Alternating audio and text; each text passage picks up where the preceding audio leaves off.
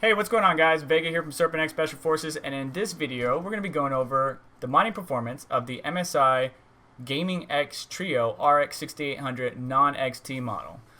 Pretty stout GPU, really good. Now, I know some of you may ask, what about the mining performance in bar? Well, this is all just going to be if you just slap this in a mining rig or maybe a basic setup that doesn't support smart access memory or bar or whatever it is. This is just going to be out of the box performance with no additional add-ons or features that AMD provide. But the GPU is pretty stout. It's definitely a beautiful GPU. Cooling, it is perfectly fine. Actually, it is superb because in my testing, the memory hit a max of like 76C when my ambient air temperature which is usually around like 78, 77, somewhere in there here in Florida. So it's a pretty darn good GPU, and it's pretty big. It's pretty big. I'll have to show you some shots of it. But it's nothing, that we haven't seen before with the Nvidia 3000 series. Same fans that we're used to, maybe a little bit updated. Torx fan 4.0 is what they're calling it.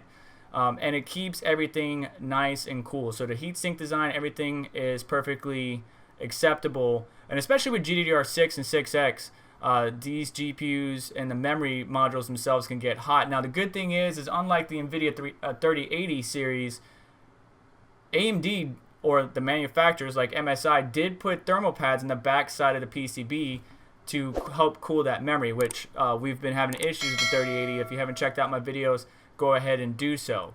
But previously I was doing a live stream showing the performance of these GPUs, and much of you stopped by, and I appreciate that. But this is just a summary. So I will have all the data on Reddit or VoskcoinTalk.com. Now, VoskcoinTalk.com is like Bitcoin Talk, but a little bit more open, a little bit less restrictive. Users can post their data, their information, what they got, any questions, or provide answers, all on VoskcoinTalk.com. So definitely check that out. But I will have the data on both Voskcoin Talk and Reddit for you guys to see. I'm not going to read every single thing out for you. Again, this is without bar. If you want to see some bar performance, check out Bitsby Trippin', which tested and showed that the miners were kind of utilizing the GPU or thinking the GPU was two independent GPUs, and we were getting 40 and 40 mega hash, whether it was Phoenix Miner or LOL Miner. So that's about 80 mega hash. However, if you look at my chart, you can see out of the box performance without bar or anything enabled. The best setting that I was able to get was 64.6, but it is something I want to share with you. If I go ahead and load it up here, within the AMD software that you get with this, any AMD GPU, you want to do the basic setup. You can click gaming or whatever.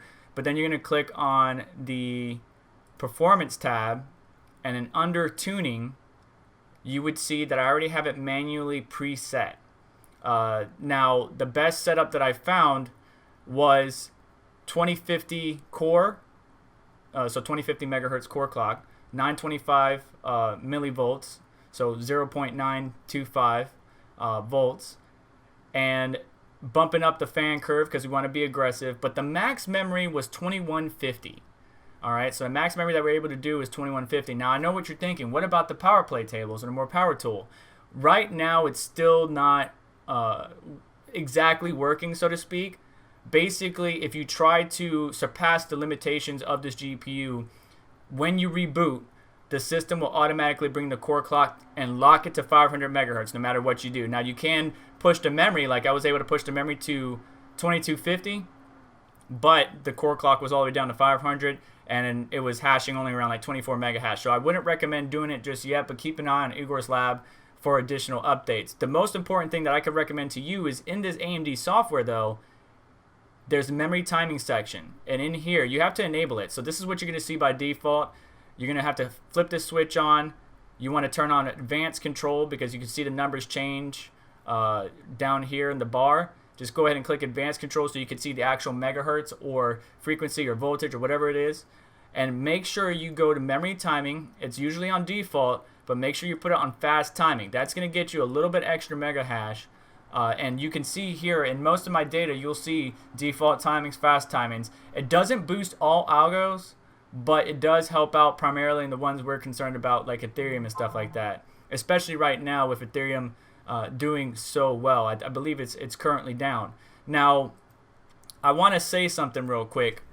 Scams have been picking up quite drastically, and there's, for example, not only scams in the comments of most videos, unfortunately, but scam products being sold. And what I mean by that is, if I looked up the 6800, some of these sellers might not be legit. Now, one of them was on here that's actually been taken off, which is good. Somebody named Randall something, I can't remember it.